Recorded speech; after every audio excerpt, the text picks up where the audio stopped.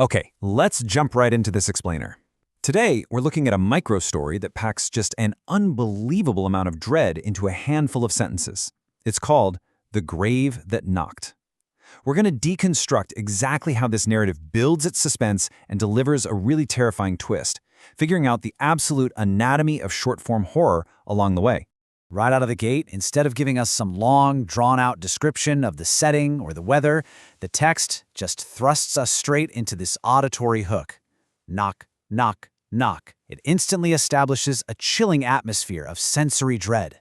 By putting this sound front and center, the story totally bypasses our logical brain and taps directly into that primal fear of things going bump or, well, knock in the dark.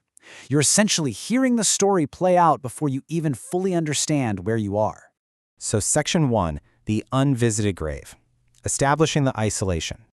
The narrative grounds us immediately with this incredibly efficient line, an old grave that nobody visited after sunset. And just like that, the supernatural rules of this small village are set. We're introduced to a location defined entirely by communal fear and nighttime isolation. Think about what that accomplishes.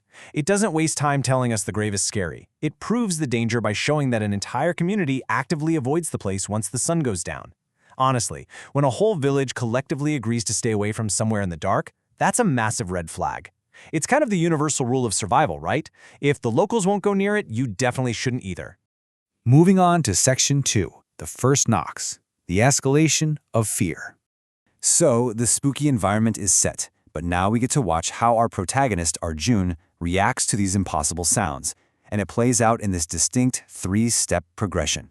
He heard 3 soft knocks, he became scared, and then he slowly walked closer.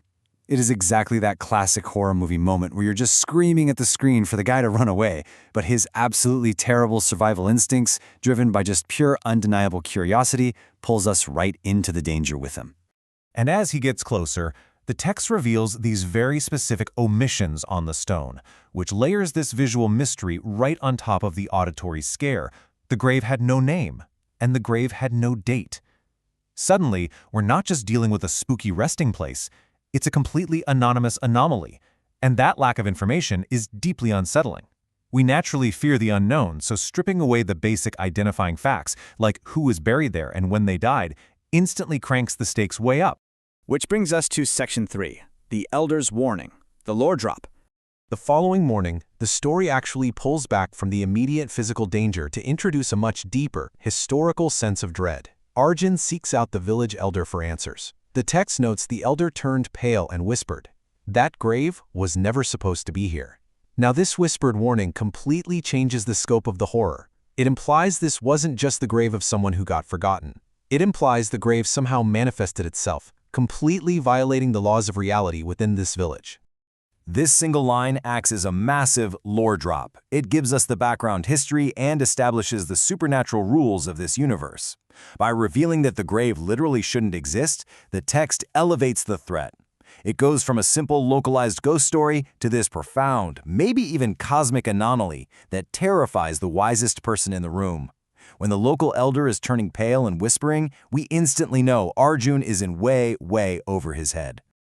All right, Section 4, the Midnight Return, approaching the climax.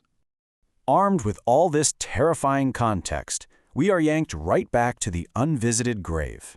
Just think about the timeline here and how rapidly this descent into horror is paced over a tightly compressed 24-hour period. Night 1 brings the first knocks. We move to the very next morning for the Elder's Warning. And then, incredibly, that exact same night, Arjun goes back with his flashlight.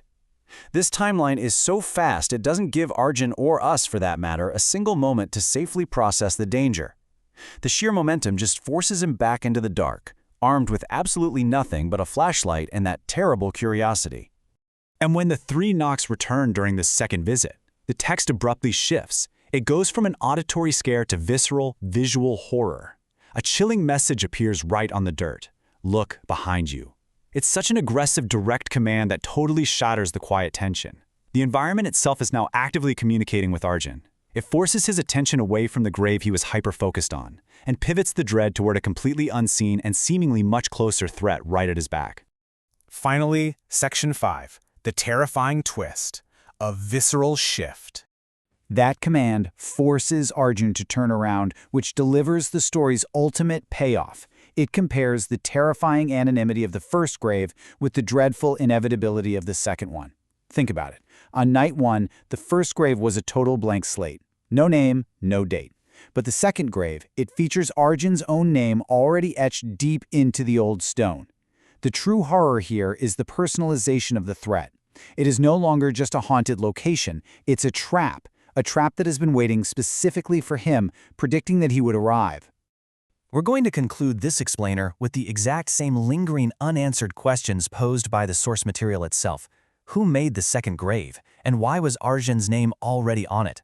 By flat-out refusing to tie up these loose ends, the narrative ensures that the psychological dread is going to stick with you long after you finish reading. That lack of closure, it's a feature, not a bug. It forces us to fill in the blanks with our own worst fears. So I want to leave you with this final thought to chew on. If a grave can write your name before your time is even up, what else is waiting for you in the dark?